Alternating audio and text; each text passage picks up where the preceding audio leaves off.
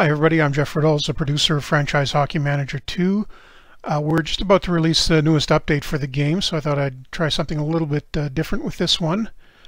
It's late Monday night. I've just verified that the last couple of things that needed fixing with the newest update are working correctly, so I think we should be good to get that out sometime on Tuesday. There's one small thing we have to check on tomorrow, but I think that shouldn't impede anything. Worst case is the build number that you see on the update may be one higher than the one that I'm looking at right now. I'm 2.6 build 45. You might wind up seeing 2.6.46, but substantively there won't be any big difference that you can see between the two. What I normally do with these is write a long set of update notes whenever we put one out, going into detail about what's been changed in the game. Unfortunately, that format doesn't always just leave me a lot of room to talk about and explain some of the more detailed stuff we've done and the whys and wherefores of why we've done it. So I'm going to do a little video, this little video message to see if that lets me explain things a little bit better. And not everybody has the time to read through the whole patch notes. You can play this in the background, whatever, and get an idea of what we're doing. I'm not going to hit every single note in the update notes, just some of the major ones and things that require a little bit more explanation. The first one I want to start with is the biggest reason we've got this update out right now. I know I had originally said we were going to be doing this sometime after the NHL trade deadline, but we didn't want to wait this long on it. There was a big problem that unfortunately slipped through testing in the last update we had done. It results in the AI owners of teams, whether they're run by human GMs or computer GMs, occasionally hiring a second or possibly even a third general manager for the team. This created a big mess. We got a ton of reports on it, but we also at the same time got a lot of reports that the computer was making changes for your teams that weren't anything you had requested, as well as various other odd things that the AI run teams were doing in cooperation with each other, making strange deals and canceling deals that they had with human players that they had apparently agreed to. What was going on because of all those extra GMs was essentially the two of them were conflicting. If there were two on the same team, or even three, were making conflicting decisions or overriding the human players' decisions. It was sort of like the late 90s Leafs, where you had Pat Quinn and Ken Dryden struggling for control on a much larger and more frequent scale. So we got a lot of reports of people saying that the computer teams were doing very strange things. The computer assistants were overriding your decisions when you didn't want them to. That took a lot of digging to get to the bottom of it, but eventually we found out that basically the situation with the second GM being hired was at the bottom of all of that. We got that fixed. It's been a little over 2 weeks ago, but we definitely wanted to do a lot of testing to make sure it wasn't slipping back in. So it's been a solid 2 weeks now of tests. Hasn't reoccurred as far as we can see, so we should be good now. Obviously, if somebody sees it in the game, let us know right away, and we'll dig back into it and try to see what's going on, but everything should be all right now.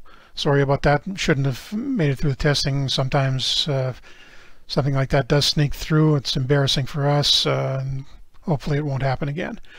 Other thing I want to mention, I noted in the last updates notes that we knew about an ongoing issue with player uniforms, the FHM uniforms not updating after a trade or a free agent signing, anything where a player changes teams. Particularly, it was happening in particular with modified uniforms. Found out what the problem was, fixed it, should be all right now. So we won't see that anymore. And I should also point out, since it was mainly affecting the modified jerseys, feel free to look into that if you haven't already. People are doing some really nice work with custom-made uniforms. If you go to the forums link on the start screen of the game, click on that and navigate down to the FHM2 mod forums. You can see all the terrific work people are doing with that stuff. And there's a new utility out where makes it a lot easier to make your own uniforms. Have a look. Really enhances the game a lot, in my opinion, and terrific work by the guys doing the mods. Okay, first thing I want to discuss here, I'm going to pause this for a second so I can load it up without you guys having to spend a ton of time watching me doing this. So back to you in a second. Alrighty, what we've got here, in addition to all of the fixes in this update, is something new for fictional custom mode. Normally, when you start this, you would get an option for various league formats, but you didn't have one that matched the current real-world NHL, AHL, etc. setup precisely. We've got that incorporated into the game now, which makes it a lot easier to set up a custom league based on the current situation in pro hockey, or at least most of it. Get to that in a second. But what I'm going to do here, you can see I've got the 2015 NHL selected as my predefined structure. Going to use the real players in it, and when I open this up, you can see, there we go, it has all the real team details, market sizes, etc., arena capacities. Going a little further, it's got the correct rules and for the current setup, and it is not just the NHL. See, when I add a farm league here, the AHL is available as an option for the top farm league. Sets up all the current AHL and their affiliations, which you can change, as you'll see in a second here. Moving through, you can see you could, if you want to, you can juggle the affiliations around. And same thing is the rule set is slightly cut down for the AHL. You don't have the type of detailed financial options the NHL does. And finally, you can set up your junior league based on the current Canadian Hockey League, WHL, QMJHL, and the OHL. There we go, and you can see the three leagues. If I click those around, you'd have the OHL, WHL, and QMJHL. Same thing, starting rosters are the same since I've selected real players, and team data, all of that is in there. Now, what this does is give you a fictional league that is based on, I'm going to start the game.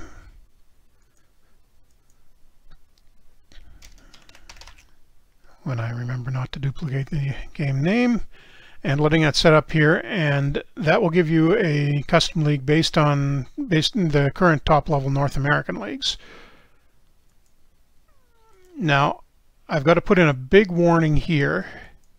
Since it's only the North American leagues that are in this game, that is going to do strange things to a lot of stuff like roster management and player development.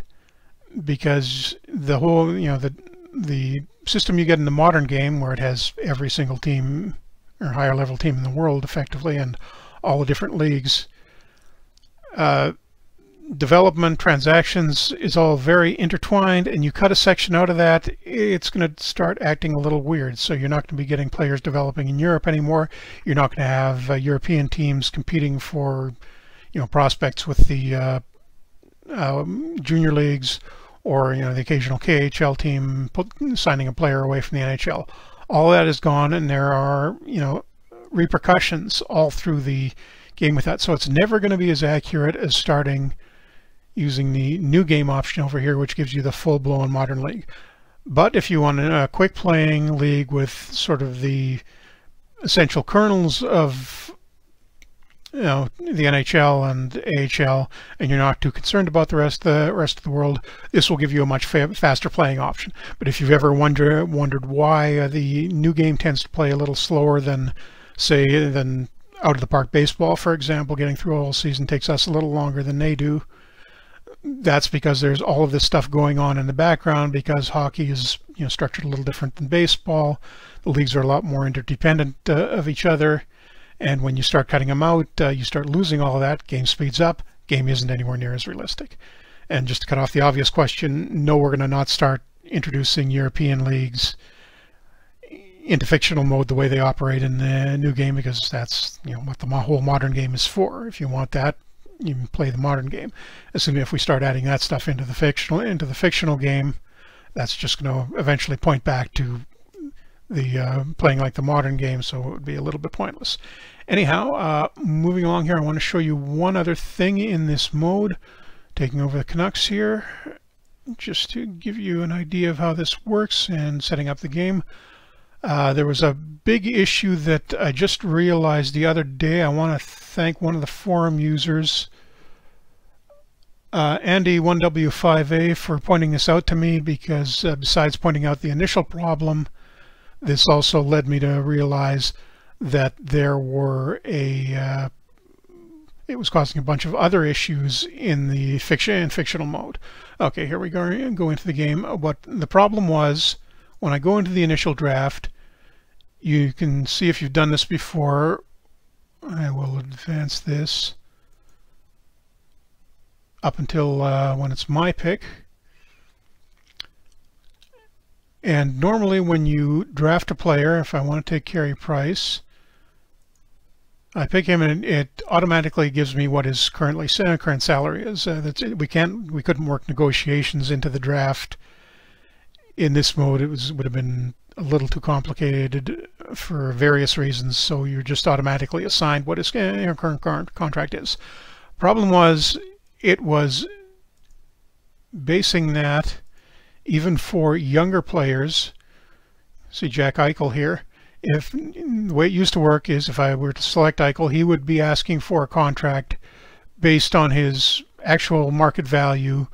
So what you would be getting is, in this case, would be something like the contract Eric Lindros signed in the at the beginning of his career, which was huge and was eventually the impetus for putting the rookie contract limits in the NHL.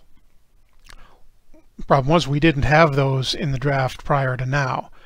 So what was happening was teams were having to spend a lot more on salaries than they actually should have been for the young players and the fringe level players who weren't even getting two-way contracts, which is something that they should be getting and will be getting now as well. The end result of all of that is it was very difficult to draft to your team, because you almost always were going over the cap in the NHL, as were all the AI teams. Bad enough that it happens to you, much worse if all of the AI teams are at the cap. When that happens, what happens to the AI in the game is, normally when a team runs into cap troubles, it'll start looking for ways to reduce the cap, and one of the primary ways is salary dumps, whether that's via trades, via releasing players. But the easiest option is to trade away, for an NHL team at least, is to trade away players for a draft pick or a much cheaper player, just as a salary dump to get down under the cap. Problem is, if you've got if every team in the league is in salary trouble, nobody can nobody can afford to take players on via salary dump, because everybody's up against the cap limit, and you can't say trade a $6 million player that's making $6 million a year for a draft pick to another team, because all of the other teams can't afford to take that salary on either. That leads to basically a big train wreck with all the AI teams dumping players. You wind up seeing a ton of free agents, a lot of crazy AI moves. So I kind of suspect that may have been at the root of a lot of the problems with AI that people were reporting in custom games. So I'm going to be monitoring that situation pretty closely, but I suspect that's going to help tremendously now that we've got that out of the way, because now you can see when I go to draft Mr. Eichel, $925,000 over the next 3 years, which is the NHL rookie limit. And it'll also happen for, I won't tell you exactly the nuts and bolts of who gets contracts like that, but it will, it will affect the young players, it will affect the fringe players. So if I just let the CPU run the rest of the draft for me, it will be a lot easier for it. You can see my salary is only $68 million versus what it used to be if the salary cap, the salary savings, and all the guys that are making only $925 obviously helps the situation out tremendously.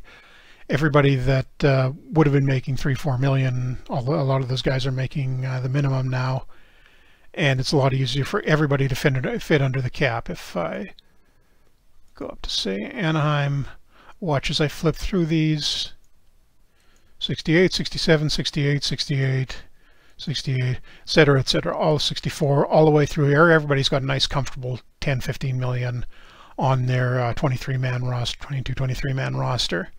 That leaves them lots of room to play around with the cap. Teams that are struggling will be able to take on salary. Teams that are contending will be able to pick up guys with big salaries to, for a playoff run. So that should help quite a bit with some of the AI issues you see in fictional mode, and make it a lot easier for you to play in that mode. So again, thanks to Andy for pointing that out for me, and that should help quite a bit there. Okay, I'm going to pause again and move along to the next thing I want to talk about. Okay, next subject here is testing. You can see I've loaded up a different test game. What I want to show you in this is some changes we've made to scouting. Nothing in the functional in the way scouting actually works. We've just fixed a problem here.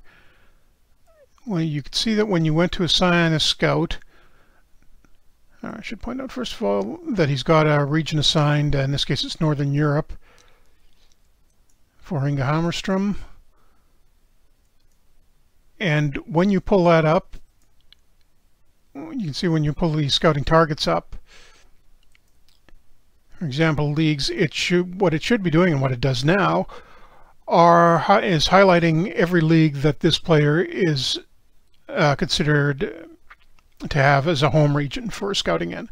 When he is scouting in his home region, he's able to look at a lot more players, and will update quite a bit more frequently. Update them quite a bit more frequently than he would if he was being stuck out of region. So you can see in this case, Hammerstrom's home region is Northern Europe, which is essentially the Nordic countries, Denmark, Finland, Sweden, Iceland, and Norway.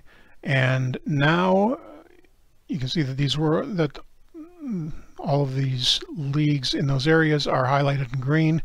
What was happening before is there were a bunch of mismatches, and it was very confusing to tell which leagues that a scout was actually good at scouting at, because a lot of them were being dropped, or in some cases it was defaulting for some reason to the Danish First Division for a lot of scouts. Kareem, one of our testers, dug through that and pointed out exactly what was going wrong, which made it a lot easier for us to figure out the exact nature of the problem. That's all fixed now, so thanks to him for doing that, and Malta for getting the coding done. And it should be much easier now when you're looking at scouting to get a guy into the leagues where he's going to be doing the most effective scouting. There are also some other changes to the scouting AI coming. I don't think they're implemented yet, but they should be in the next one, where the scouting AI will be a lot better at sending scouts to the region that they're best at scouting right now. I know there's a tendency of for the AI, when you set scouting control to your assistant, he will tend to put the most effective scouts in the highest priority regions, regardless of whether or not they're actually good at scouting those regions. I've made a little change, and that I don't think it's in yet, but it will be coming no later than the next update, that will prevent that from happening, or at least substantially change it and get your best regional scouts into the regions that are most appropriate for them. Okay, and then, yeah, that is pretty much all I wanted to show you there, and I think there are one or two more things I want to cover, so pausing this again for a second. Okay, this one is a pretty small fix, but just wanted to let people know that it was there in case they've looked around and ran into the problem. There was a crash bug happening when you attempted to look at really old seasons in the database. You can see here that I'm looking at the Canadians from the years that they were into the NHL. It is now safe to do this. Before, normally when you would click on the 1915-16 season, for example, it would lead to crash the game. Now you can get in there, or same thing would happen if you looked up a player from those years and tried to look at his career history. You see 126-year-old New Zealand. There he's got the whole history going back to 1909, and any of that you can click on and get the details from. So that is no longer a problem. If you want to look around, poke around in the depths of the database, it is safe to do that now. All right, I think the last thing I want to specifically show you in a game is one fix that we made with NHL playoff pairings. If you may remember, we recently made a bunch of big changes to the internal changes to the way playoffs work in every league, and unfortunately one of the effects that had was messing up playoff seeding in some cases. And one of those was a modern NHL. Now you won't have the occasional problem where teams are not getting their correct partners, particularly in the first round. There's a chance, I think there may be a few situations out there still lurking, particularly in older historical leagues, and possibly in some of the European leagues where things don't get seeded quite correctly. We're still looking for those. If you find one, please let us know on the forum and we'll get that straightened out. But the NHL one, at least, should be working okay now.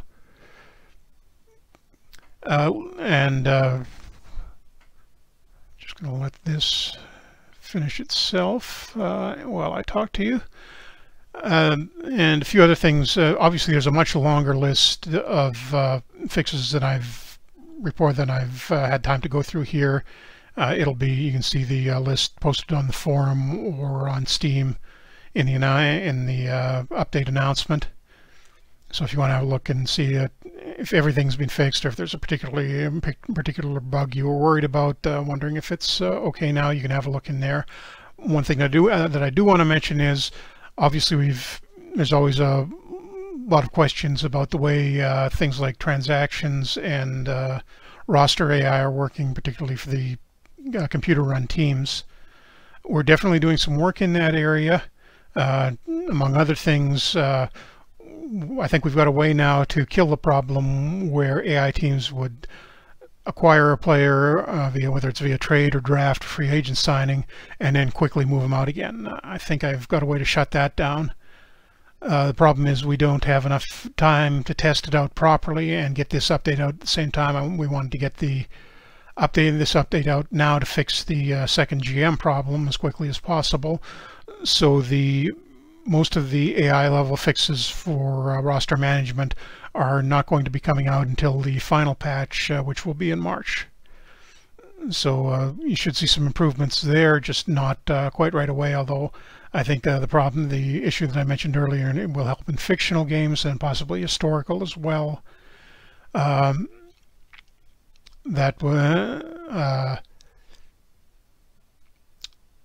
That's hang on, what am I looking at here? There we go, Tampa won. So 2016 Cup prediction, Tampa Bay Lightning. Any of those, that stuff will be coming up in the next patch. Well, what I wanted to mention was that when we do FHM3 coming out next fall, the big internal project, like the big internal project this time was for FHM2, was rebuilding the match engine, and I think that's turned out very well, producing much better stats, and it's a lot more fun to look at. The equivalent for FHM3 is going to be completely overhauling the roster AI systems and almost everything that interacts with that. So that includes league rules having much more accurate representations of Europe, in particular, the various European rules that pertaining to things like transfers and loans and junior teams and so on, as well as some of the NHL rules we don't cover now, major junior rules that we don't have in specific depth now, like the use of 16-year-old players and so on. There'll be a lot more depth in that. The AI will be a lot smarter about using those rules, but it's a huge project, and that is limiting to some extent the changes we're going to be able to make in make for the final patch of 2000 of FHM2, final patch of 2016 for FHM2. Since we don't want to, wind up gutting stuff in FHM2 only to have to replace it again in a couple of 2-3 weeks when we start work in earnest on FHM3, which is going to happen as soon as we've got the last update out for FHM2. So what you're going to see that the changes, upcoming changes, will be stopgap in a lot of cases, except where they don't have a direct overlap with the upcoming ones for FHM3. Still should make considerable improvement over what you've seen so far, but the really big stuff is going to be coming in the next version of the game.